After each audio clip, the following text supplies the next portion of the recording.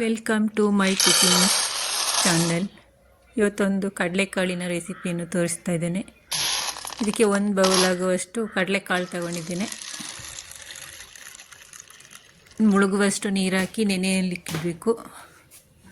ಬೆಳಿಗ್ಗೆ ಮಾಡೋದಾದರೆ ಸಾಯಂಕಾಲ ಹಾಕಿ, ಇಲ್ಲ ಒಂದು 3-4 ಗಂಟೆಗೆ ಮಾಡೋದಾದರೆ ಬೆಳಿಗ್ಗೆ ಹಾಕಿದರೆ ಸಾಕು ನೆನೆಯಲಿಕ್ಕೆ. ಈ ರೀತಿಯಾಗಿದ್ದೆ ನೆಂದು ಈ ರೀತಿಯಾಗಿದೆ ನೋಡಿ ಎಲ್ಲವೂ. ಈಗ ಒಂದು ಪಾತ್ರೆ ತಗೊಂಡು ಇದಕ್ಕೆ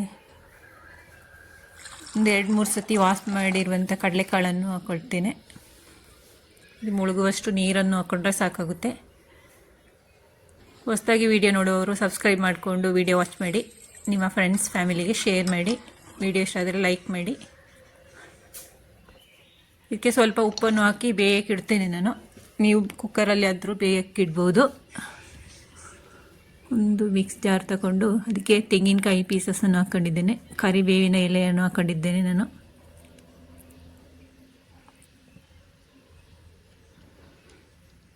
ಇದು ಕಾಡು ಸಾಂಬಾರು ಅಂತ ಹೇಳ್ತೀವಿ ನಾವು.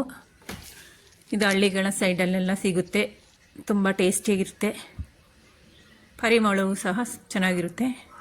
ಹಾಕ್ಕೊಂಡಿದ್ದೇನೆ. ಮಾಮೂಲಿ ಸಾಂಬಾರು ಸೊಪ್ಪನ್ನು ಸಹ ಹಾಕೋಬೋದು ನೀವು. ಒಂದು ಚಿಕ್ಕ ತುಂಡು ಶುಂಠಿ ಮತ್ತು ಚಿಕ್ಕ ಮೆಣಸಿನಕಾಯಿಯನ್ನು ಹಾಕ್ಕೊಂಡಿದ್ದೇನೆ ನಾನು. ತರಿಯಾಗಿ ಮಿಕ್ಸಿ ಮಾಡ್ಕೊಳ್ಬೇಕು. ಕಡಲೆಕಾಳು ಬೆಂದಿದೆ, ಈ ರೀತಿ ಬೆಂದರೆ ಸಾಕಾಗುತ್ತೆ. ಒಂದು ಬಾಣಲೆ ಬಿಸಿಗಿಟ್ಟು ಇದಕ್ಕೆ ಒಂದು ಚಮಚದಷ್ಟು ಎಣ್ಣೆ ಹಾಕಿದರೆ ಸಾಕಾಗುತ್ತೆ. ಎಣ್ಣೆ ಬಿಸಿಯಾದ ನಂತರ ಒಂದು ಸ್ವಲ್ಪ ಸಾಸಿವೆಯನ್ನು ಹಾಕ್ಕೊಳ್ತಿದ್ದೇನೆ ನಾನು. ಕರಿಬೇವಿನ ಎಲೆ ಹಾಕ್ಕೊಂಡಿದ್ದೇನೆ. ತರಿಯಾಗಿ ಮಿಕ್ಸ್ ಮಾಡಿರುವಂತಹ ಮಸಾಲೆಯನ್ನು ಹಾಕ್ಕೊಂಡಿದ್ದೇನೆ ನಾನು. ಸ್ವಲ್ಪ ಎಣ್ಣೆಯಲ್ಲೇ ಫ್ರೈ ಮಾಡ್ಕೊಳ್ಬೇಕು, ಅದರ ಹಸಿ ವಾಸನೆ ಹೋಗೋ ತನಕ. ತುಂಬ ಏನು ಬೇಡ, ಸ್ವಲ್ಪ ಸಾಕು. ಒಂದು ನಿಂಬೆಹಣ್ಣಿನ ರಸವನ್ನು ಸಹ ನಾನು ಹಾಕ್ಕೊಂಡಿದ್ದೇನೆ. ನೀವು ಇದೇ ರೀತಿ ಒಮ್ಮೆ ಮನೆಯಲ್ಲಿ ಟ್ರೈ ಮಾಡಿ, ಎಲ್ಲರಿಗೂ ಇಷ್ಟ ಆಗುತ್ತೆ. ಟೀ ಕಾಫಿ ಜೊತೆನೂ ಸರ್ವ್ ಮಾಡ್ಬೋದು, ಇಲ್ಲಾಂದರೆ ರೈಸ್ ಜೊತೆನೂ ಸೈಡ್ ಡಿಶ್ ಆಗಿ ಸರ್ವ್ ಮಾಡ್ಬೋದು.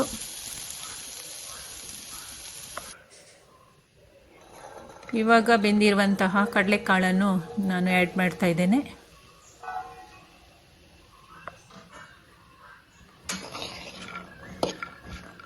ಎಲ್ಲವನ್ನು ನೀಟಾಗಿ ಮಿಕ್ಸ್ ಮಾಡಬೇಕು. ಗ್ಯಾಸ್ ಫ್ಲೇಮ್ ಆಫ್ ಮಾಡಿ ಮಿಕ್ಸ್ ಮಾಡಿ, ಇಲ್ಲಾಂದರೆ ಸೀದೋಗುತ್ತೆ. ಕಡಲೆನೂ ಸಹ ಗಟ್ಟಿಯಾಗುತ್ತೆ. ಗ್ಯಾಸ್ ಫ್ಲೇಮ್ ಆಫ್ ಮಾಡಿ ಎಲ್ಲವನ್ನು ನೀಟಾಗಿ ಮಿಕ್ಸ್ ಮಾಡ್ಕೊಂಡ ನಂತರ ಈ ರೀತಿಯಾಗಿದೆ ನಮ್ಮದು ಫೈನಲಿ ಕಡಲೆಕಾಳು ಸ್ನ್ಯಾಕ್ಸ್.